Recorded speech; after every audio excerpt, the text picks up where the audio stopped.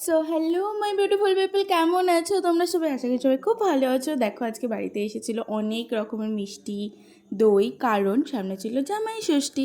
আর এই যে এই ছোট্ট প্যাকেটটা দেখছো, এটা ছিল আমার গোপালের মিষ্টি। আর দেখো কত রকমের রসগোল্লা, দই এসেছিলো বাড়িতে।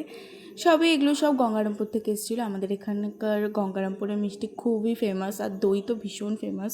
আর দেখো কী সুন্দর সুন্দর সন্দেশ। আর এইটা দেখো পুরো দুধ চমচম এসেছিলো। এটা তো আমার মোস্ট ফেভারিট একটা মিষ্টি, এটা আমি খেতে খুব ভালোবাসি। আর এই দেখো আমার বাড়ির বড় মাকে।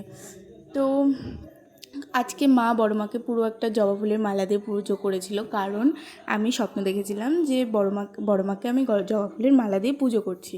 তাই জন্য মাকে বলেছিলাম, মা তো বড় মাকে জবা ফুলের মালা দিয়ে পুজো করে দিয়েছিল।